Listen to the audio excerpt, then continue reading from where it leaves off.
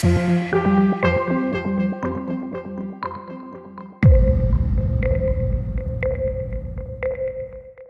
VBP15 is a drug we've been developed for Duchenne muscular dystrophy as the primary indication, but it has many possible indications, and that'll become clear as I explain how we developed it.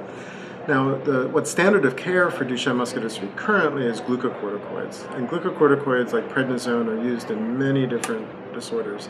There's 90 million prescriptions a year in the US for glucocorticoids with a CAGR of 5% per year.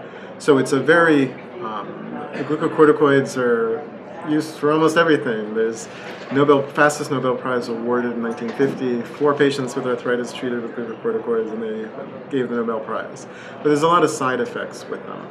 Now, for Duchenne muscular dystrophy, glucocorticoids are standard of care, but they're not approved, and that's the case for many indications of glucocorticoids. They're not actually FDA approved, they're just used. And so people have been seeking a better glucocorticoid. In our case, it's even more important for Duchenne because one of the well-documented side effects of glucocorticoids is muscle weakness or muscle wasting. It's called glucocorticoid myopathy or steroid myopathy.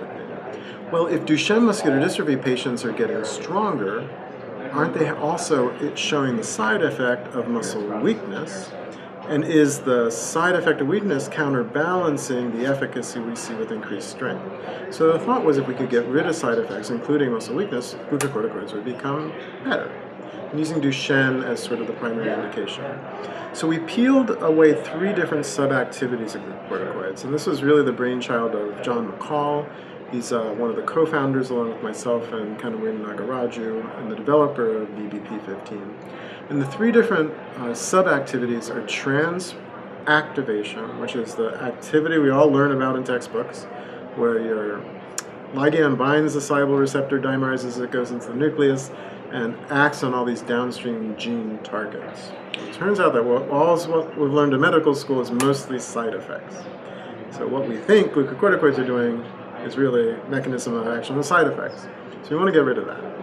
Where the efficacy, particularly anti-inflammatory efficacy, comes from is increasingly recognized as a different activity, subactivity called transrepression.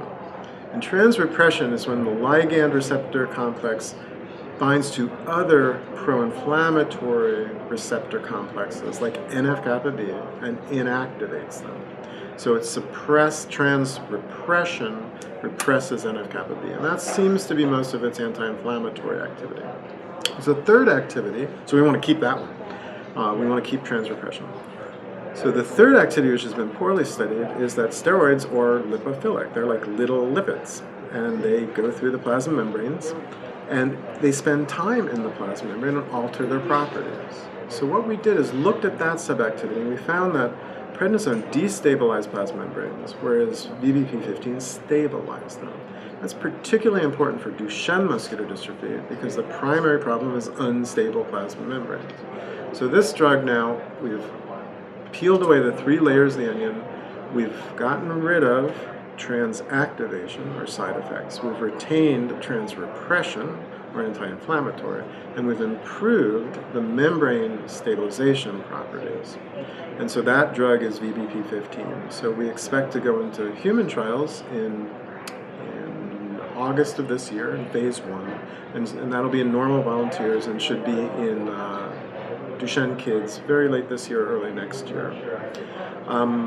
I should also mention that this was one of the first awardees of the NIH Trend program, which is this de-risking effort by the government that will be spoken about later at the meeting. And so it's been extensively de-risked through independent validation of many of the assays we've done both in vitro and in vivo. And the funding model is through venture philanthropy. So the Muscular Dystrophy Association, the Department of Defense, the NIH, multiple foundations have provided capital so that we can go to probably approval without venture at this point. Instead, we'll look straight for partnering.